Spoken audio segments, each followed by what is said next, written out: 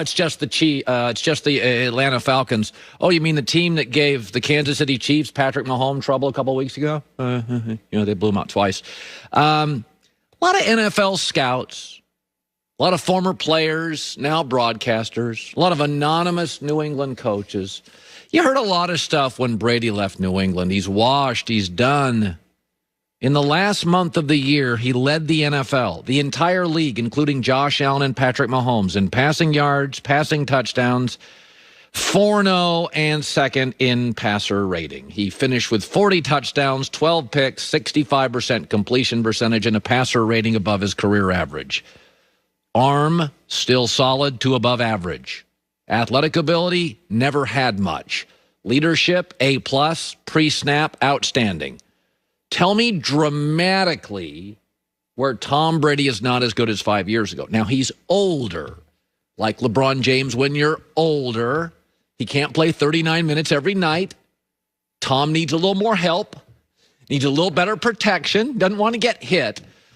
But he has predictably aged well. One of the reasons I thought Brady would win the divorce and do well, I predicted New England would stink this year and Brady would be a playoff guy. I thought they'd win 9 or 10. They won 11. His numbers are better than I thought, but I thought they would be very good. Is because he's got the right traits. You ever meet anybody? I'll make a prediction. If you know somebody that's 40 and they eat pretty well, don't do a ton of red meat, not a ton. They exercise regularly.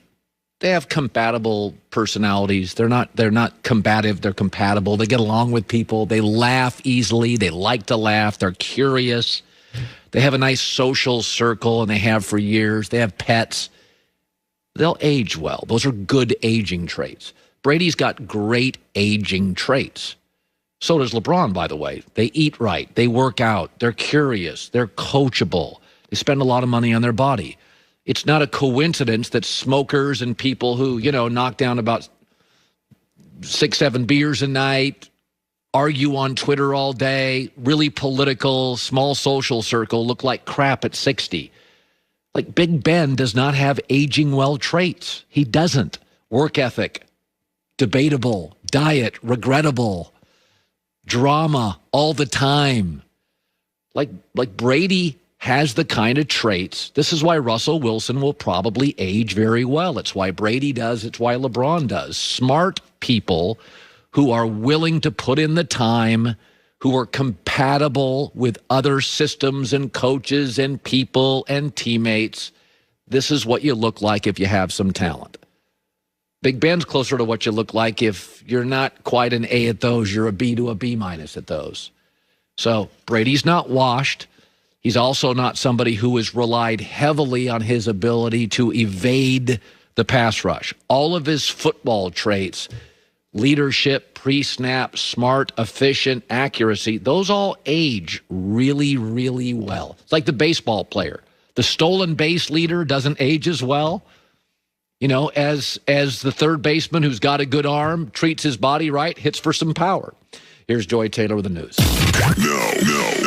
Turn on the news. This is the Herd Line. This particular Monday in NFL season means... Yeah, people getting fired. Yes, well, the Chargers have fired Anthony Lynn after 4 seasons as the team's head coach. The Chargers won 4 in a row to finish 2020, They but did. a 7-9 record was Lynn's second losing season in a row. He leaves the team with a 33-31 regular season record with only 1 playoff win in 2018. He started, I was talking to a friend last night about this. He started losing the same way, which is always trouble because then you get a brand. So he would get leads. I know Anthony, good dude, alpha. They never took a play off. That team played hard, so he'll get a second job. But Anthony got into this thing where they'd get leads, he'd get conservative, and they'd lose leads. And then in the last couple of weeks, he started listening to analytics more, and they didn't, and they won. But it was a little bit too little and late. And also, Justin Herbert was so darn good that you get to a point where you're like, okay, we may have like John Elway here. We got to get this thing right fast. Had they had a season like this, perhaps with Tyrod Taylor, he'd keep his job. He'd probably have another year. I think he would. And we hadn't seen anything from Justin Herbert. Justin Herbert started the clock on a lot of people. Like 5 minutes into the game. He started the clock on Tua. He started the clock on Anthony Lynn. Yep. And, I guess it's fortunate for Justin. Well, we'll see who they hire, but it's fortunate for Chargers fans because now you have the quarterback of the future.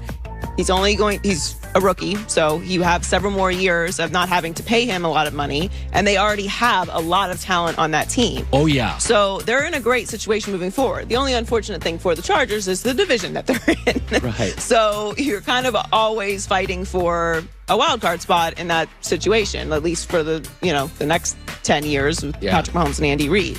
But Justin Herbert had an incredible season. He set the rookie record for touchdown passes with 31. I think you said it right. It's a great way to say it. He set the clock. He reset the clock on everybody. Like when Justin Herbert came in, you know what? We're a little less patient with Tua. I mean, that's the reality. I look at Tua and I'm like, okay, I saw Justin Herbert. Joe Burrow, you should expect. He's the number 1 overall pick.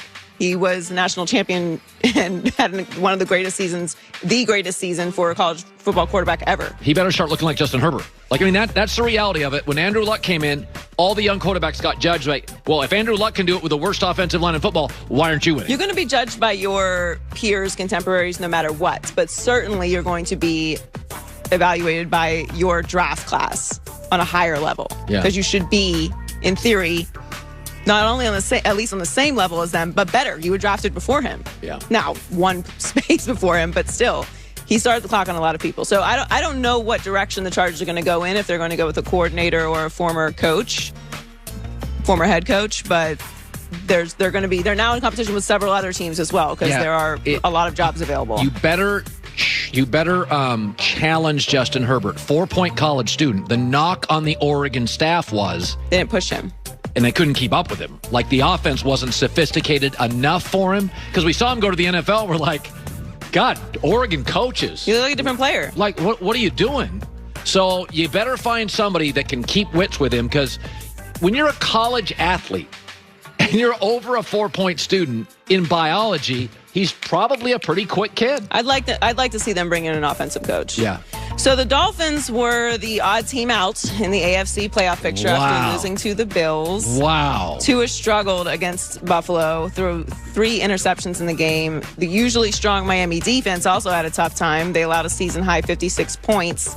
And Josh Allen put up big numbers, 224 yards and 3 touchdowns before being replaced by Matt Barkley in the second half. This was the worst case scenario for the Miami Dolphins. And Tua. Yeah. Yes. So, look, losing to the Bills is that's okay. Yeah, that's allowed. The Bills are a Super Bowl bound team. They're playing out of their minds, and Josh Allen is having an MVP season. That's acceptable. Now, the defense, I don't have an explanation for. 56 points is a disaster. Maybe it's just Buffalo's. Maybe it's Josh Allen. Buffalo is playing incredible, but look, you're not going to have a Super Bowl performance by your defense every single week either. Right. And when your offense is getting off the field within 3 minutes every single time, that doesn't help either. Right. Tua averaged 6.3 yards per attempt this season. He tied for 29th out of 35 qualified players. He's not pushing the ball down the field. It's very obvious. And dink and dunk is fine if you also have the capability of going over the top. I was thinking about it yesterday because, obviously Tom Brady, especially in his last few years, a lot of people are saying he's regressing. He doesn't have the arm strength or whatever. Like, Brady has been death by a million cuts for most of his career. Right. But he can also put it downfield like that with absolute accuracy. You can't disrespect him. Right. You have to have that in your bag. It's fine if you want to be precision and do short yard passes. It's what's hurt Drew Brees in the last 3 years. Yes. They really dump off to Alvin Kamara a lot. And thank God Mike